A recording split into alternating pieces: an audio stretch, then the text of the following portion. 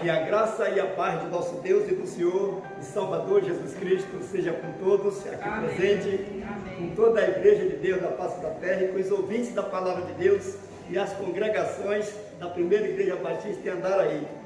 Continuando ainda falando sobre o ano da consolação, com o tema A mesma consolação recebida deve ser oferecida, nós continuamos também a falar de fatores que implicam nessa consolação. E no caso deste mês de novembro de 2021, é que a igreja temente se multiplica na paz desse consolo. Porque sem a paz desse consolo, a igreja de Cristo teria que se multiplicar por cima de ferroadas, ok? Por cima de pressão externa, por cima de perseguição.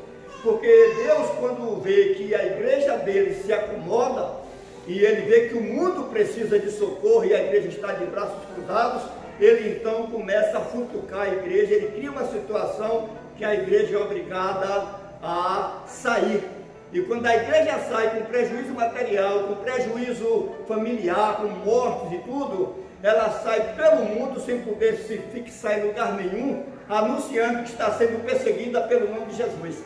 E aí ela anuncia o evangelho por força da perseguição que está recebendo. Mas quando a igreja, por ser sábia, por ser submissa, se consola com a palavra de Deus, ela não espera a perseguição. Ela já tem no seu âmbito e no seu hábito o costume de sair evangelizando, de crescer internamente, de se multiplicar simplesmente pelo amor da palavra e das almas perdidas. Então esse tema, a igreja temente se multiplica na paz do consolo, ele vem com o seguinte texto, baseado em Atos, quando fala de um grande perseguidor que se converteu. E quando Saulo chegou a Jerusalém, procurava ajuntar-se aos discípulos, mas todos tinham medo dele. Então Barnabé o trouxe aos apóstolos. Assim, pois, as igrejas em toda a Judeia e Galileia e Samaria tinham paz, e eram edificadas, e se multiplicavam, andando no temor do Senhor e consolação do Espírito Santo. A igreja passou a crescer e a se multiplicar agora, pelo temor a Deus e pelo consolo do Espírito Santo. E não por estar sendo obrigada a abandonar a sua estabilidade física, a sua estabilidade residencial, local. E isso aconteceu várias vezes com o povo de Israel, e a igreja de Cristo, já depois de muito tempo organizada, ficou estacionada nesse sentido, crescendo só para lá dentro.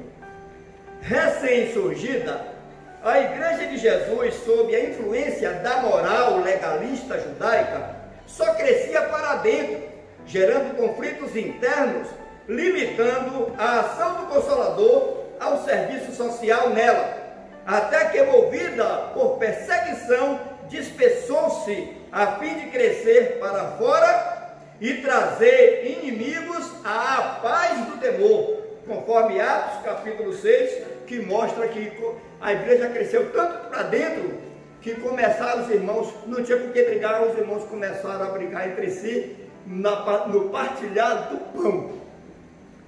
Só para a gente entender como já foi o conflito.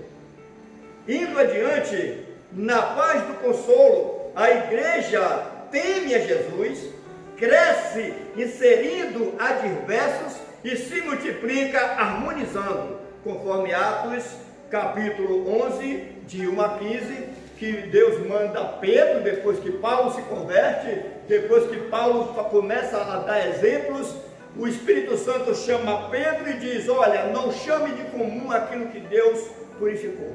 Que Pedro se sentia mal em chegar para uma pessoa que não fosse crente. E quando o Espírito Santo fez ele ter a visão dos lençóis, os lençóis baixaram, cheios de animais, e uma voz disse a Pedro: Pedro, pega, mata e come. Ele disse: não entre em minha boca nada comum e imundo. Aí a voz disse: não chame de comum aquilo que Deus purificou. E na mesma hora veio um emissário de Cornélio, um dos homens mais justos da terra naquela época, para ser evangelizado pelo Pedro mais rude da igreja. Porque Deus estava olhando até onde estava o amor de Cornélio a ele e a obediência de Pedro a Deus. Então Pedro, que era racista, foi obrigado pela confiança em Cristo, a evangelizar um homem que parecia imundo pelo tipo de alimento e de convivência que ele tinha, mas que era um homem puro no sentido de adorar a Deus certo, mas que precisava se converter. Era um grande adorador, mas não era salvo porque não adorava a Jesus corretamente. A partir daí, a igreja teme e se consola por Cristo ser visto nos fiéis. Então, o que faz uma igreja temer a Deus e se consolar é quando ela vai, quando essa igreja é conhecida na cidade, por alguém dizer: puxa, na sua igreja eu conheço um crente que é assim, eu conheço um crente que é assim. Então tem crentes que ao ele passar, ele mostra que Jesus está com ele. As pessoas conseguem ver Jesus na vida dele. Olha como fulano era antes, como fulano está agora. Aqui mesmo eu conheço uma pessoa de gente assim. Aqui em Andaraí, alguém diz: mas rapaz, fulano é crente em sua igreja, pastor? Rapaz, você não sabe como era aquela pessoa, não. E hoje, rapaz, não, é outra pessoa. Ele ficou glória. E olha que ainda não está nada bom, viu? Mas já está dando esse testemunho. O mundo já está vendo Cristo presente na vida de uma pessoa que parecia que não ia para lugar nenhum. Então esse texto, esse tema, ele se fundamenta em Colossenses, no capítulo 1, 24 a 29 e 2, 22. E já foi lido aqui domingo e batido para mostrar que Cristo é visto naquele que anda com ele. E nós temos a seguinte reflexão nesses versículos: sendo a igreja de Cristo a interação das pessoas regeneradas pelo seu Espírito Consolador, revela-se o mistério que é Cristo habitando nos cristãos, para a esperança da glória, quando estes crentes se negam para que Jesus seja visto neles, amando a quem lhes afronta, fazendo valer a graça, conforme Gálatas 2,20, quando Paulo diz: não mais vivo eu, mas Cristo vive em mim, e não faço nula a graça de Deus em minha vida, para julgar conforme a lei, e nem para me ser deixar, e nem por me deixar julgar por ela. Ele diz que o que conta para ele agora é a graça. Não vivo mais eu, mas Cristo vive em mim. Então nós precisamos viver de uma forma que as pessoas vejam que Cristo vive em nós. Amém? E para consumar esta grandeza, a mensagem de hoje é baseada no tema que Cristo é visto no cristão consolado que vive por ele. Então vem a seguinte pergunta: você que é cristão, você está vivendo realmente por Cristo? O que você é capaz de fazer por Cristo? Até onde a sua renúncia pode ir por Cristo? Pela causa dele, pela pessoa dele, pelo sacrifício dele. Porque para nos julgarmos, Jesus deu a solução. Ele disse: olha, vocês que querem viver segundo a lei, se o teu olho pecar, fazer o quê? Arranca. De vez querer que seja olho por olho, dente por dente para o outro, você já arranca logo o seu.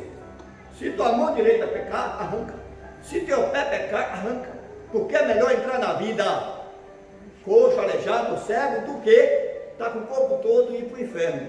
Palavra do Senhor Jesus Cristo para os legalistas. Está escrito na Bíblia. Isso é 100% literal. Porque Jesus não falou isso para o cristão, porque o cristão ele já morreu para o mundo. Amém?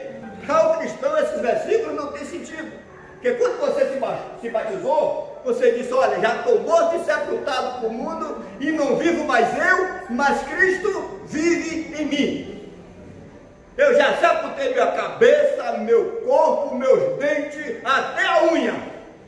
Já arranquei tudo. Tudo que está aqui é só o evólogo agora da pessoa do Senhor Jesus Cristo. E esse texto que nós temos para ser lido agora é João, capítulo 6, versículo de 53 a 57. João, capítulo 6, 53 a 57.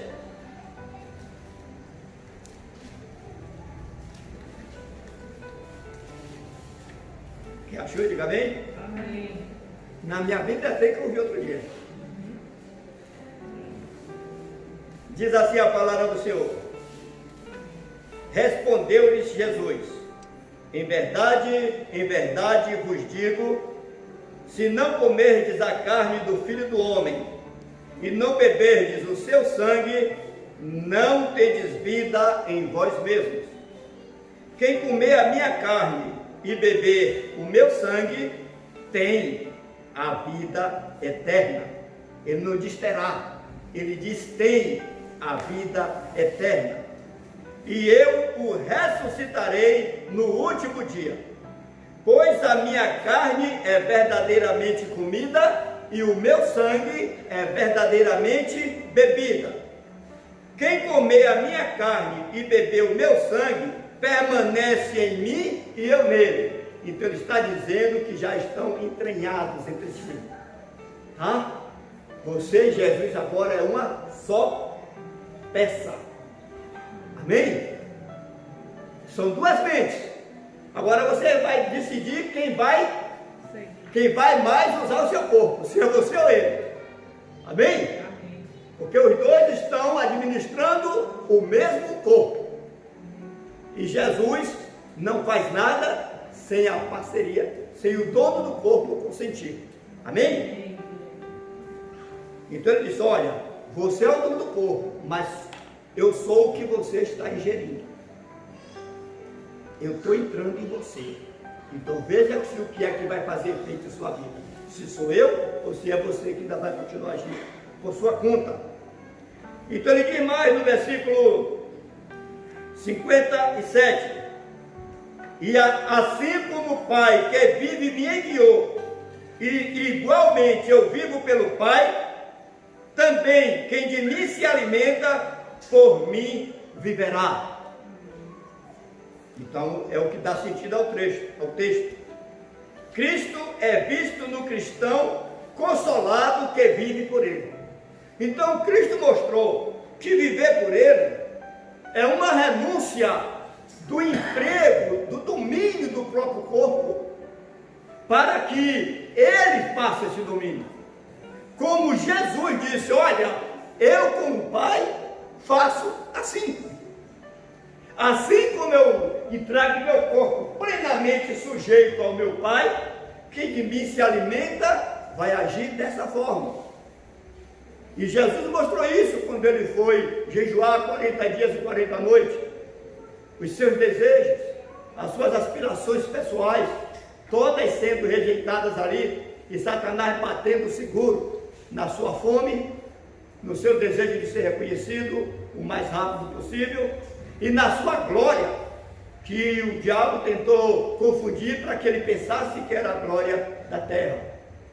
Então todos os valores divinos que estavam em Jesus, o diabo quis perverter. Mas Jesus disse: nem só de pão viverá o homem. Vai de Satanás, porque só deve adorar o Senhor teu Deus, e também não tentarás o Senhor teu Deus. Então Jesus se saiu muito bem naquilo que ele tinha inspiração, tinha o desejo, mas não era nada conforme é visualizado neste mundo, porque Jesus estava olhando as coisas pela ótica dos céus. Também a gente vai ver isso na cruz, no caminho da cruz, ao se aproximar ali no Getsemane, Jesus vai orar e diz: Pai, se possível, afasta de mim este cálice. Então Jesus tinha medo, como a gente. Ele queria que a coisa fosse menos dolorosa em algum aspecto, não exatamente da cruz em si, mas de receber a rejeição de Deus como juiz. Embora sabemos que ele nunca sofreu a rejeição de Deus como pai, isso tem sido muito esclarecido. Ele não disse: meu pai, por que me desamparaste? Ele disse: meu Deus, por que me desamparaste? E ao pai ele disse: Pai, em tuas mãos entrego o meu espírito. Amém. Deixando bem claro que Jesus tinha uma distinção de Deus como Pai e de Deus como autoridade suprema, que tinha que condenar veementemente o pecado, e que ele estava ali como alguém que estava assumindo o pecado de todos. Então é claro que Deus como autoridade, tinha que dar as costas para ele naquele momento, porque para ali estava maldito, como a própria Bíblia garante. Maldito todo aquele que for pendurado no madeiro, porque Deus vira as costas para aquele que está pendurado no madeiro. Amados, mas Deus como Pai não vira as costas, porque Jesus foi filho. Jesus não estava condenado porque era maldito por si mesmo, mas pela maldição da minha existência, contrariando a dignidade de Deus. Por isso que a cada momento eu tenho que renunciar o meu ego, eu tenho que renunciar os meus próprios conceitos, porque eles só me levam a criar problemas para mim mesmo, para minha família e para a comunidade. Mas quando eu entro de sola com os conceitos de Jesus, aplicados em mim mesmo, sem exigir que os outros agem da mesma forma, eu sou conhecido primeiro como idiota, mas a convivência vai fazendo que eu me torne uma pessoa confiável para as outras. Porque as pessoas, quando vê alguém agindo sem se vingar, sem ir atrás para requerer, quando vê as pessoas até indo pedir perdão para quem não merece, quando vê essas ações, que já é um idiota, é um bestalhado. Mas quando vê isso com frequência e os resultados que atrai pessoas para Jesus, aí vai se perceber que essa pessoa não está fazendo aquilo porque quer, está fazendo aquilo porque o Jesus que habita nele, a natureza é essa. Então é simplesmente porque a natureza de Jesus não pode ser contrariada. E muitas vezes a gente acha que a nossa é que não deve ser contrariada. E é aí onde a gente sacrifica Jesus todos os dias. E nós temos o privilégio do arrependimento, temos o privilégio de voltar atrás, temos o privilégio de ser paciente e fazer com que, no momento certo, a nossa atitude seja não de perdoar ninguém, porque ninguém tem o poder de perdoar, não de ser bom para ninguém, porque ninguém tem o poder de ser bom, não de ser honesto para ninguém, porque ninguém tem o poder da honestidade total, não por ser perfeito, porque nenhum de nós é perfeito, mas nós temos o privilégio de dizer assim, o privilégio de dizer, Jesus, me use agora. Então tudo que vai se ver na gente vai ser Jesus se expressando através de nós, porque nós somos pecadores.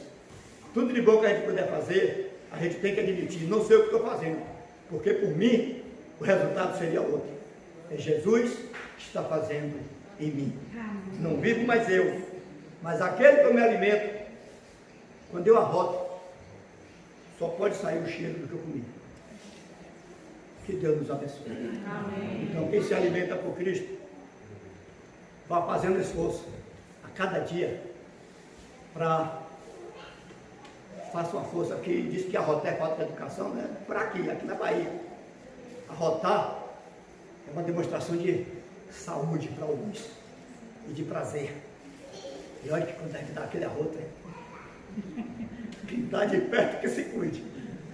Mas quando o arroto é do que você se alimentou de Jesus, pode ter certeza que vai ser muito agradável. Que Deus nos abençoe e que a graça de nosso Senhor Jesus Cristo seja conosco para que Ele seja visto em nós. Amém.